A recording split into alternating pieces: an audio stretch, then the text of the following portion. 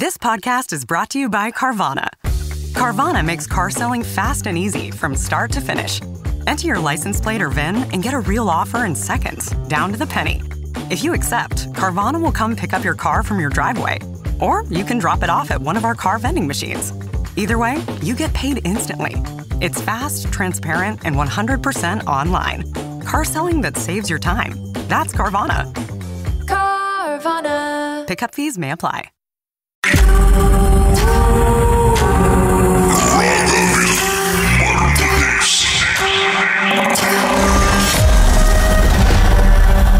ராகவில் இது மர்ம தேசம். சொல்லுங்க, அதுக்கப்புறம் என்ன நடந்துச்சு? அதுக்கப்புறம் வந்துட்டு நாங்க அங்க போய் படுத்திருந்தோம்.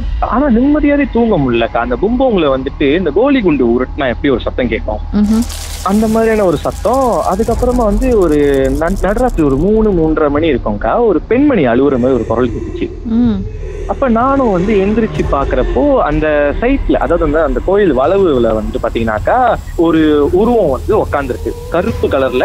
நான் ஒரு அரை தூக்கத்துல பாக்குறப்ப எனக்கு எப்படி தெரிஞ்சுச்சுன்னா, நல்ல பருமனான ஒரு பெண் கருப்பு நிற ஆடை அணிஞ்சு உட்காந்துதான் எப்படி இருப்பாங்க, அந்த மாதிரி உட்காந்து தேம்பி அழுகுறாங்க. அப்ப நான் வந்து இங்க இருந்துகிட்டே கேட்கிறேன், யாருக்கா நீங்க அப்படின்னு சொல்லிட்டு பதில் வராம இருக்கவும், நான் கிட்ட போ பின்னால இருந்து ஒரு கைவில எனக்கு பிடிச்சிச்சுக்கா. நான் திரும்பி பார்த்தா ஒரு வயதான ஒரு தாத்தா, வயசான ஒரு தாத்தா, நல்ல முறுக்கு மீச, தாடி வந்து லேசான தாடி தான். ஒரு சாதாரண ஒரு ஷர்ட், ஒரு கலர் வேட்டி மாதிரி கட்டியிருந்தாரு. அப்போ பிடிச்சிட்டு நான் திரும்பினோட நான் பயந்துட்டேன், கை வச்சோன்னு பயந்துட்டு திரும்பி பார்த்துட்டு நான் அவர்கிட்ட எதுவும் பேசல. அவர் என்ன கேட்டாருன்னா, சாவ போறடா நீ அப்படின்னு கேட்டாரு பார்த்து. அப்போ நான் வந்துட்டு என்ன தாத்தா போய் படு பேசாம அப்படின்னாரு. அப்ப நான் சொன்னேன், இல்ல தாத்தா அங்க யாரும் அழுகுறாங்க, படு பேசாம போயிட்டு சாவ போறியா நீ மறுபடியும் கேட்டாங்க. அப்போ நான் வந்துட்டு எனக்கு வந்து கோவம் வந்துருச்சு. யாரு இவரு, நான் அவரை பார்த்ததோ இல்ல, அந்த தாத்தா வந்து நான் பார்த்ததோ இல்ல அந்த சாமான்ல. யாரா இவரு வந்துட்டு இத போய் படுன்றாரு சொல்லிட்டு அவனுக்கு தூங்கிட்டானுங்க. எழுப்ப எந்திரிக்கல 2 பேரும். அப்போ நானும் போய் படுத்துட்டேன். படுக்கிறப்ப ஆனா உண்மையா விடிய அந்த லேசா வெளிச்சம் வரணுமாக்கா அந்த விடிய காலையில.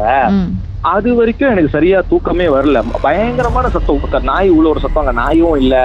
அதுக்கப்புறம் வந்துட்டு அந்த மறுபடியும் அந்த மேல பும்போங்கள கூலி உருட்டுற சத்தம், அந்த மாதிரிலாம் கேட்டுக்கிட்டே இருந்துச்சு. அதுக்கப்புறம் வந்து அந்த கோயில் பூசாரி வந்துட்டு எனக்கு ரொம்ப பழக்கம். எங்க வீட்டுல நல்லது கெட்டது நடந்துச்சுன்னா அவரு தான் வந்து எல்லாம் பண்ணுவாரு.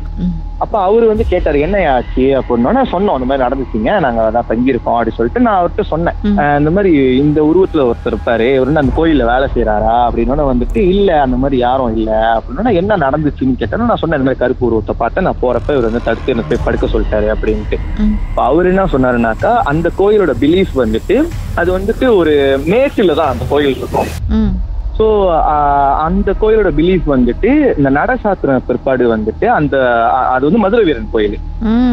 ஸோ மதுரை வீரன் வந்துட்டு வலம் வருவது வந்து வழக்கம், அங்க இருக்கக்கூடிய கெட்ட சக்திகளை வந்து வேட்டையாடுவாரு அப்படின்னு சொல்லிட்டு அந்த கோயிலோட நம்பிக்கை. ஸோ அங்க இருக்கக்கூடிய என்டிட்டியை வந்துட்டு வேட்டையாட வந்திருக்காரு. நான் போவும் வந்து என்னை தடுத்து என்னை அனுப்பியிருக்காரு, அவரு தான் வந்திருக்காரு அப்படின்னு சொல்லி இது சொன்னாங்க. எனக்கு லைக் என்னடா ஒரு பக்கம் பேயையும் பார்த்துட்டோம், ஒரு பக்கம் சாமியையும் பார்த்துட்டோமோ அப்படிங்கிற ஒரு ஃபீல். அதுக்கப்புறம் மரவாரமே இன்னொரு சம்பவம் நடந்துச்சு.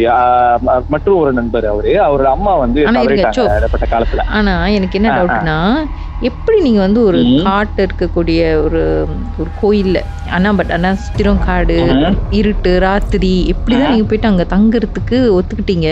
எப்படி தைரியம் வந்துச்சு? ஏன்னா வேற வழி இல்லையே, வேற கோயிலும் இல்ல.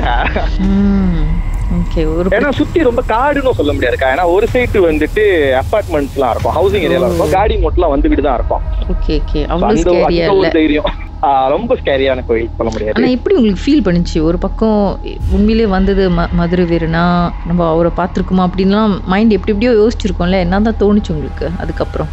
எனக்கு நான் வந்து ரொம்ப ஹாரரை நம்பினாலும்க்கா, நான் அப்படியே வந்து கண்மூடித்தனமா நான் நம்பிட மாட்டேன். அது பின்னால ஏதாவது ஒரு சயின்ஸ் இருக்கா அப்படிங்கிற மாதிரிலாம் யோசிப்பேன். அப்ப நான் என்ன யோசிச்சேன்னா, உண்மையாவே ஒருவேளை வந்தது மதுரை வீரனாவும் இருக்கலாம், இல்லைன்னா வந்துட்டு வேற ஒரு நபர் அந்த பக்கம் பாஸ் பை பண்ண போய் அவரு வந்து இந்த அமானுஷம் சார்ந்த விஷயங்கள் அவர் கொஞ்சம் எக்ஸ்பர்ட்டா இருக்க போய் அவரு கண்ணுக்கும் அது தெரிஞ்சு என்னை தடுத்து நிறுத்திருக்கலாம். ஸோ அந்த மாதிரி ஒரு ஃபீல். உண்மையாவே மதுரை வீரனா இருக்கிற பட்சத்துல நான் வந்து என் செல்ஃபை வந்து நான் ரொம்ப பிளஸ்டா ஃபீல் பண்றேன். ஓகே. யாருக்கும் லேஸ்ல கிடைக்காத ஒரு வாய்ப்பு இல்லை அது. ஆமா ஆமா. சரி, அதுக்கப்புறம் உங்க நண்பருக்கு என்ன நடந்துச்சுன்னு பாட்டுக்கு பிறகு பேசலாம். ஓகேக்கா.